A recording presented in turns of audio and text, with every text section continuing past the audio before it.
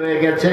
হযরতে ওমরের হাতে নিয়ে যাও, ওমরকে বলবা একটা খাইতে, আর বাকি খেজুরগুলো যেন তোমাদের মধ্যে বন্টন করে দেয়। জোরে কোন সুবহানাল্লাহ।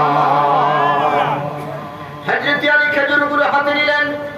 খেজুরগুলো হাতে নেওয়ার পরে তিনি দেখতে পাইলেন ওই যে কালারের খেজুরগুলো রহমাতুল্লিল আলামিনের জন্য হাদিয়া আমি দেখেছি স্বপ্নের ঘরে, একই কালারের খেজুরগুলো বুড়িমা নবীর সাহাবীদের জন্য হাদিয়া হিসেবে নিয়ে এসেছে।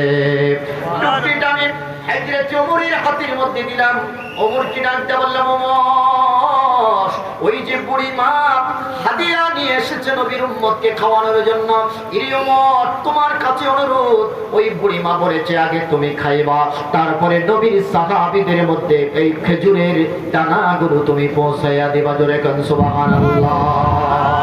হযরত ওমর একটা খেজুর নিলেন।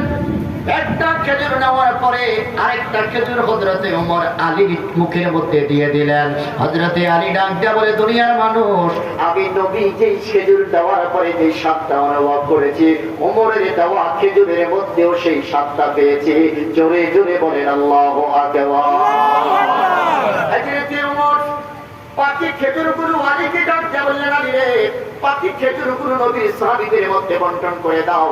হযরতে আলী ডাক দিয়া বললেন, সব খেজুরগুলো বন্টন করে দেওয়ার পরে আমি দেখতে পাইলাম কিছু খেজুর রয়ে গেছে। মনে মনে ভাবতে লাগলাম, ওমর যদি আরেকটা খেজুর দিত তাহলে আমি প্রাণ ভরে খাইতে পারতাম। জোরে কোন সুবহানাল্লাহ।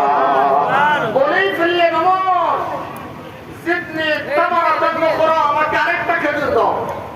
হযরত ওমর ডাকতে বললেন, আলী স্বপ্নে যদি নবী তোমাকে আরেকটা খেজুর দিত, আমি ওমর বলার প্রয়োজন হতো না, তোমাকে নবীর দেওয়া আরেকটা খেজুর আমি তোমার বুকে দিয়ে দিতাম। চিল্লায়া কোন সুবহানাল্লাহ। বলেন আল্লাহু আকবার। সকলে মসজিদের ভিতরে চলে যান। কি বলেন আপনারা? আলহামদুলিল্লাহ। মসজিদে মসজিদে চলে যান।